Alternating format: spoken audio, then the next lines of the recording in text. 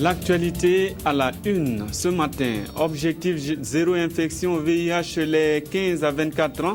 C'est l'ambition des autorités sanitaires affichée hier à l'occasion de la Journée mondiale de lutte contre la maladie. Elle a été commémorée cette année à Pama, dans la Kompienga, région du centre-est. De la région de l'Est, de la recherche aussi pour améliorer la productivité agricole des petits exploitants.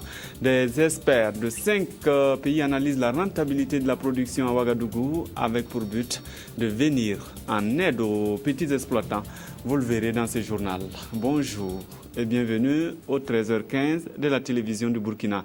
Il faut arriver à une infection zéro des 15 à 24 ans. Dans le monde, une nouvelle infection sur 7 survient au cours de l'adolescence. Vous le savez déjà, environ 100 000 personnes vivent avec la maladie au Burkina. Assez pour les autorités sanitaires qui veulent y mettre fin. Evelyne Dabiri.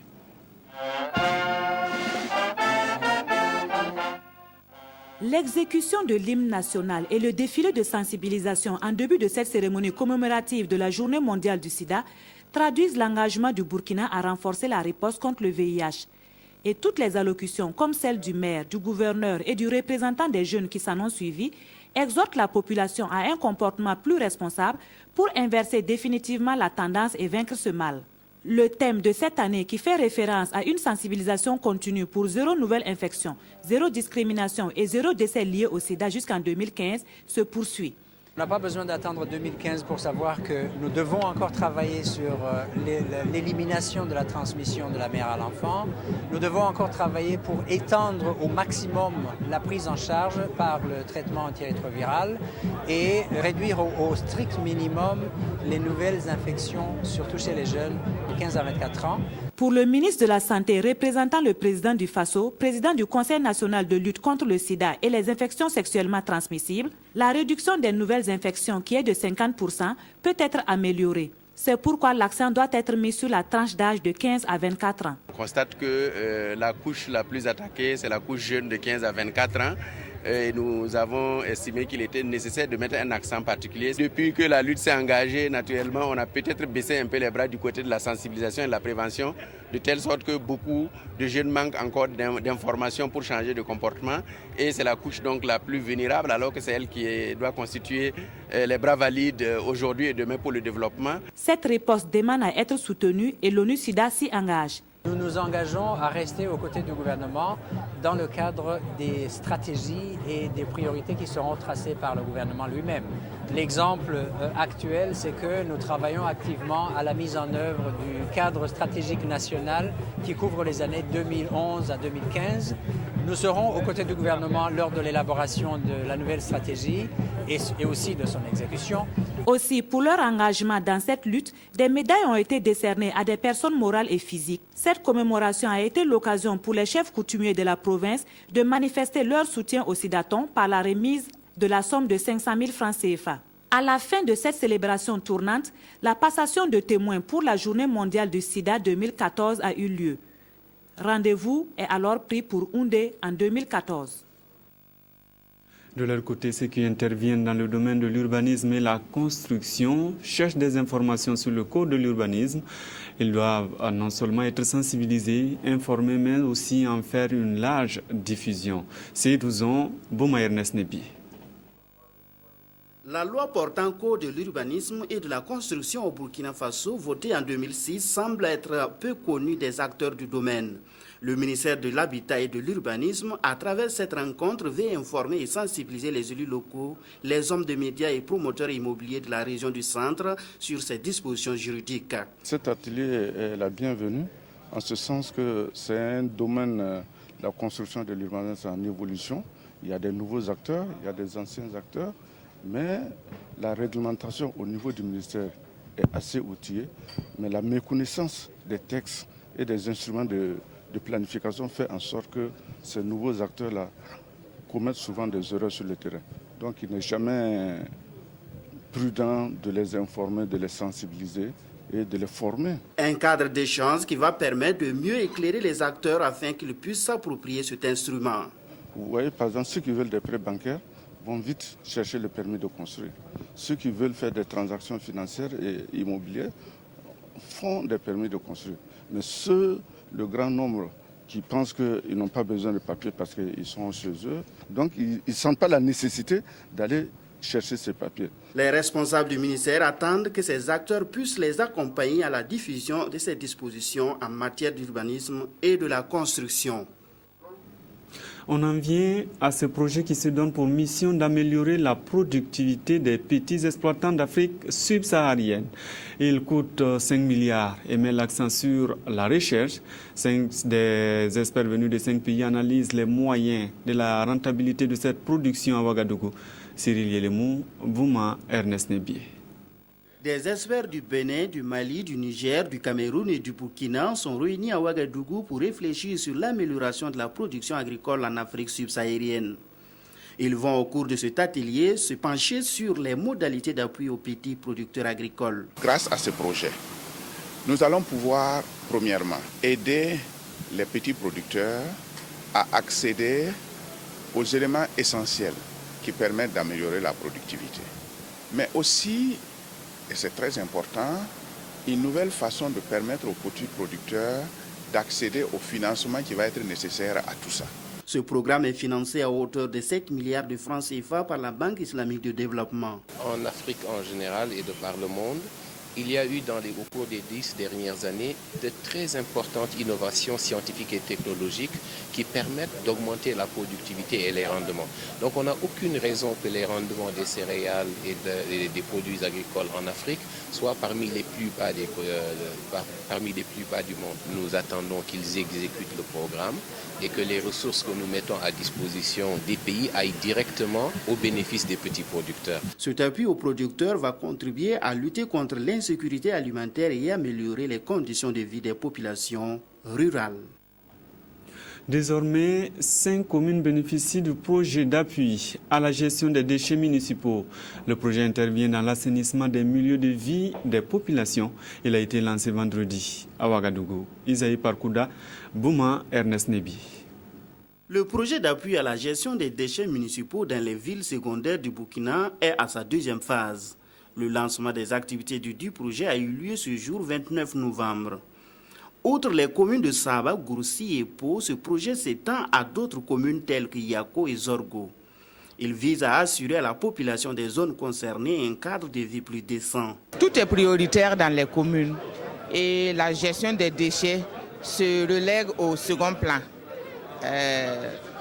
Mais avec l'avènement de ce projet, en tout cas, les 3 communes ont pris conscience de la nécessité de la gestion de ces déchets-là. Nous sommes heureux d'apprendre qu'il y a 2 autres communes qui se sont ajoutées à ce projet. Cette initiative est l'œuvre de 2 structures que sont le Centre écologique Albert Schweitzer et l'ONG Ingénieurs sans frontières. Le ministère de l'Environnement et du Développement durable salue ce projet qui va sans doute renforcer la stratégie nationale de gestion des déchets en cours de finalisation. Aujourd'hui, la question des déchets, que ce soit des déchets solides ou des déchets liquides, constitue une véritable question de santé publique, d'environnement et de en général.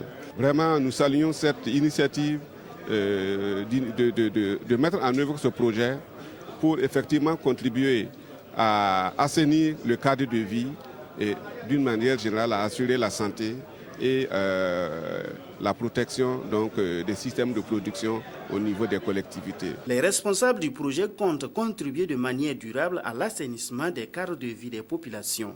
La durée d'exécution du projet est de 2 ans, renouvelable. Et puis, cette information avant de poursuivre, à l'occasion de la cérémonie officielle d'ouverture de la 6e session ordinaire de l'Assemblée générale du Conseil national de sécurité alimentaire, placée sous le haut patronage du Premier ministre, chef de gouvernement, les personnalités invitées sont conviées dans la salle des conférences internationales de Ouagadougou 2000. le mardi 3 décembre 2013 à partir de 7h30. L'heure limite d'arrivée est fixée à 8h30. C'est une information du protocole d'État. Les programmes de protection sociale passés à l'analyse dans la capitale burkinabé. La semaine dernière, les programmes des pays de la sous-région ont été présentés lors d'une rencontre d'échange d'expériences. Les insuffisances et les recommandations ont été dégagées. Ismaël Diloma-Sirima, c'est Sylvestre. Partager les expériences, explorer des pistes de solutions et définir les voies à suivre afin qu'aucun citoyen ne se sente pas exclu de la société. Voilà l'objet de cette rencontre qui réunit les acteurs soucieux de la protection sociale dans la sous-région. Ils estiment que pour mieux protéger les citoyens, il faut assurer la sécurité alimentaire et améliorer l'accès des plus démunis aux services sociaux de base. De même, l'accès à l'emploi avec un revenu minimal et l'extension de la couverture sociale des travailleurs du secteur formel et informel ne sont pas à négliger. La protection sociale constitue un maillon sur lequel on pense pouvoir suffisamment jouer pour permettre de mettre l'homme dans la sécurité nécessaire sur le plan de la santé, sur le plan tout simplement de la couverture sociale qui lui permette pendant toute l'activité professionnelle de pouvoir donner le meilleur de lui-même. Cet atelier rendu possible grâce à la collaboration du secrétariat permanent des organisations non gouvernementales et de la plateforme africaine de protection sociale a aussi permis de relever qu'il est plus que jamais nécessaire que la base participe à la protection sociale. C'est cette base-là qui est concernée par la question de l'insécurité sociale et donc n'est-ce pas le problème qui a plus besoin de protection sociale. Il ne faut pas faire n'est-ce pas, les choses à l'insu et en dehors des principaux intéressés. La rencontre a abouti à des recommandations. Les participants demandent la mise en place d'un cadre partenarial sur la protection sociale incluant l'État, les partenaires techniques et financiers, le secteur privé ainsi que les collectivités territoriales. La protection sociale des agents publics, c'était le thème d'une conférence publique vendredi à Koudougou. À l'origine, la CARFO, la Caisse autonome de retraite des fonctionnaires, public cible, les agents en activité, les retraités, les magistrats, les militaires et paramilitaires. Jacques Lamissa Tarpaga. À Koudougou, fonctionnaires, retraités, militaires et paramilitaires sont venus des 4 coins de la région du Centre-Ouest pour s'informer sur les offres de la Caisse autonome de retraite des fonctionnaires, caisse de prévoyance sociale avec pour objectif bâtir une solidarité agissante entre les générations. La CARFO fonctionne suivant le mécanisme guidé par la cotisation des générations présentes pour les dévanciers, dira d'entrée le directeur général dans son exposé. Le dispositif juridique et organisationnel ainsi que le régime de retraite géré par la CARFO ont largement occupé les échanges. Il y a des préoccupations nouvelles qui sont soulevées. Et nous sommes dans la phase de relecture de la loi. Et ces conférences non seulement permettent de faire connaître l'existant, mais ça permet également de recueillir les attentes. Il a aussi été expliqué aux participants, futurs pensionnés pour la plupart, les formalités à remplir pour obtenir une pension, le système de protection sociale des agents publics et le mode de calcul de la pension de retraite. Et c'est à cœur joie que l'on accueille cette conférence. En tant que fonctionnaire, je pense que les informations que nous recevons sont très utiles parce qu'il arrive souvent que les gens ignorent ce à quoi ils ont affaire. La conférence, elle a été bonne. On a presque compris le maximum. Ça va, je pense que c'est une bonne idée pour les fonctionnaires du pays. Nos attentes ont été plus que comblées dans la mesure où effectivement toutes les questions qui n'étaient pas très claires dans l'esprit donc des uns et des autres ont trouvé des éléments de réponse. Outre les actions pour les retraités, la CARFO joue un rôle prépondérant dans le social à travers l'octroi des bourses d'études aux orphelins et la visite médicale gratuite aux retraités. Ces actions, selon le directeur général de la CARFO, permettent à l'institution de jouer pleinement son rôle de caisse de prévoyance sociale. Autre conférence publique à Ouagadougou cette fois, elle porte sur les différents aspects de l'histoire des femmes de la Haute-Volta coloniale. L'objectif est de valoriser les archives, mais pas seulement, expliquer aussi certains aspects de l'histoire. Evelyne Dabiri. Les questions de l'émancipation des femmes et de l'impact des coutumes sur les femmes étaient déjà une préoccupation pour l'administration coloniale et pour les missionnaires depuis l'an 1900.